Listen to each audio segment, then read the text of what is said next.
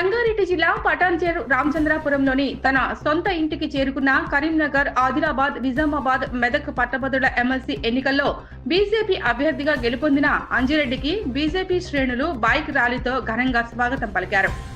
రామచంద్రాపురంలోని అంబేద్కర్ విగ్రహానికి పూలమాల వేసి ఘనంగా నివాళులు అర్పించారు.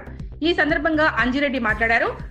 నా భూతో నా భవిష్యత్ తీరులో ప్రజలు బీజేపీ ఎమ్మెల్సీ ఎన్నికల్లో మంచి ఫలితాన్ని ఇచ్చారన్నారు. రాబోయే రోజుల్లో జరిగే అన్ని ఎన్నికల్లో బీజేపీ విజయం సాధిస్తుందని ధీమా వ్యక్తం చేశారు. రాష్ట్రంలో కాంగ్రెస్ ఇచ్చిన హామీలను నెరవేర్చడంలో విఫలమైందన్నారు.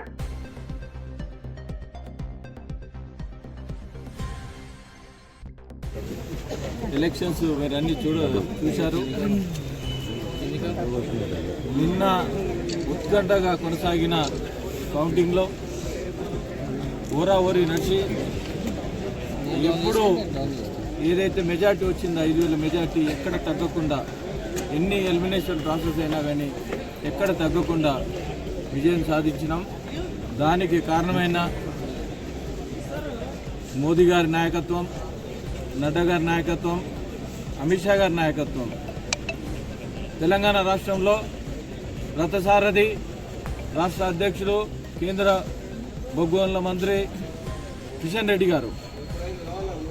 రెడ్డి గారు ఓ పట్టుదలతోని తన హయాంలో 8 ఎంపీలు గెలుచుకున్న తర్వాత మళ్ళీ ఈ ఎలక్షన్ వస్తే రాబోయే రోజుల్లో లోకల్ బాడీకి ఒక శుభసూచకం అవుతుంది, మరియు ఒక మల్పురాయి అవుతుంది.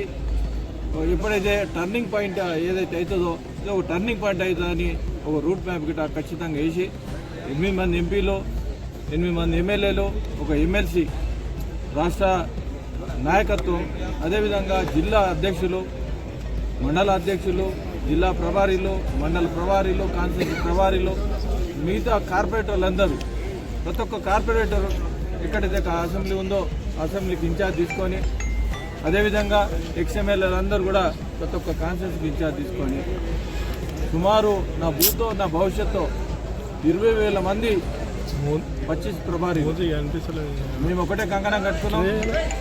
అయ్యా పాని ప్రతి ఒక్కరు ఓటర్ దగ్గర పోతే ఓటు వాళ్ళు ఎట్టి పరిస్థితి చేస్తారు.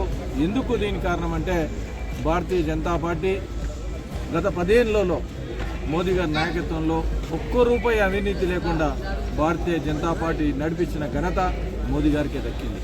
ఎప్పుడైతే అవినీతి లేదో దేశం బాగుపడుతుంది, రాష్ట్రం బాగుపడుతుంది.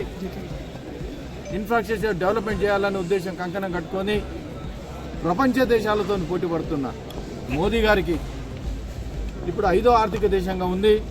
ఆయన ఒకటే అన్నాడు, ఈ సంవత్సరం ఏదైతే ఉందో నేను 3వ ఆర్థిక దేశం తీసుకొస్తానని చెప్పడంతో ప్రతి ఒక్కరు గ్రాడ్యుయేట్స్ ఎవరైతే ఉన్నారో, ఇంటలెక్చువల్స్ ఎవరైతే ఉన్నారో ప్రతి ఒక్కరు మోదీ గారి ఆకర్షితులై భారతీయ జనతా పార్టీకి వీళ్ళందరూ కంకణం కట్టుకొని వేసేందుకు ప్రతి ఒక్క ఓటర్కు నేను శిరస ఉంచి నమస్కారం తెలియజేస్తున్నాను.